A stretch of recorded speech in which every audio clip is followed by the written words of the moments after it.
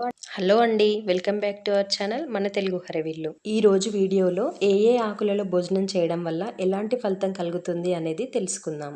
మన పూర్వీకులు ప్రకృతిని ఆరాధించేవారు కాబట్టి వారి నిత్య ఆహారపు అలవాట్లు ప్రకృతి సిద్ధంగా ఉండేవి. వివిధ రకాల వృత్తులు చేసేవారు వివిధ పరిసరాలలో ఉండేవారు కాబట్టి భోజనం చేసే సమయంలో వారికి అందుబాటులో ఉండే శ్రేష్టమైన ఆకులలో భోజనం చేసేవారు. ఇప్పుడు ఏ ఆకులలో భోజనం చేస్తే ఎలాంటి ఫలితాలు కలుగుతాయో తెలుసుకుందాం.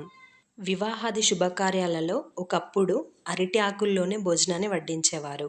ఆరోగ్య శాస్త్రాలు, పురాతన శాస్త్రాలు అరిటాకులో భోజనం చేయడం ఉత్తమమని చెబుతున్నాయి. అలాగే రావి ఆకులో భోజనం చేస్తే జ్ఞానేంద్రియ దోషాలు తొలగిపోతాయి. చిన్నపిల్లలకి రావి ఆకులో భోజనం పెట్టడం ద్వారా మాటలు స్పష్టంగా వస్తాయి. అలాగే మోదుగా ఆకులతో చేసిన విస్తరిలో భోజనాన్ని భుజిస్తే నేత్రదోషాలు తొలగిపోతాయి.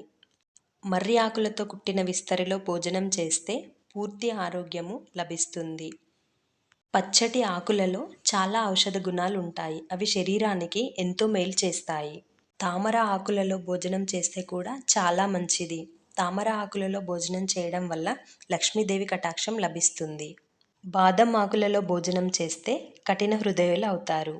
టేకు ఆకులో భోజనం చేయడం వల్ల భవిష్యత్ వర్తమాన కాలాలు తెలిసిపోతాయని పెద్దలు చెబుతారు.